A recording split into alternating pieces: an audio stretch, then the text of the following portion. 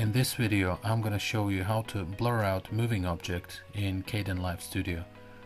So this is our video with no effects, and what I'm going to do is I'm going to blur out the face. So let's drag and drop the video to video track 1, navigate to effects, type in alpha and find an effect called alpha shapes mask.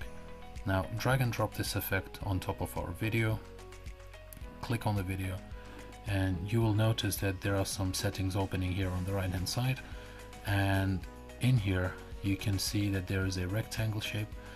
So this rectangle shape represents the area that will be blurred out. In this case I am navigating this over the face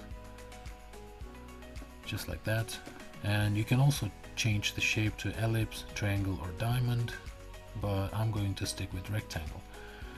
Okay, now once you select the area that you wish to blur out, find this timeline here below and start dragging the cursor across the timeline, and you will notice that the object is moving outside the boundary.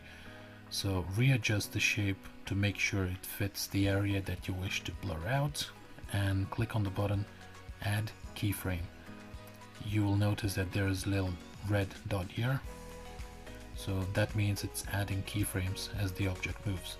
Now keep dragging the cursor across the timeline, and once the face moves out of the box, readjust the box to make sure it sits in the middle of the object. And now you can see that the frames are being added automatically, so I don't have to keep clicking on this button. Now keep moving across the timeline and readjust the box to ensure it's in the middle, because this depends on how well the blur effect is going to work for you. Okay. Luckily this video is not moving too much, so it's easy to apply blur effect in this example. And we're nearly done. Almost there. Just a few more frames, I guess.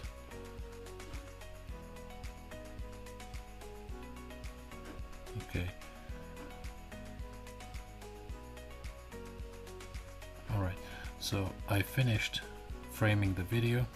So now I have all the positions moving along the timeline. Next, go back to the effects and type in Gauss and find an effect called Gaussian blur. Drag and drop it on top of our video. Collapse the alpha mask effect, and you're now here left with Gaussian blur.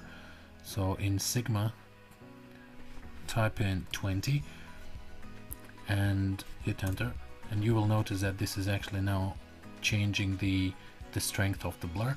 So you can play around with the values and see what fits most or best for you, but I'm gonna stick with 20 in this example.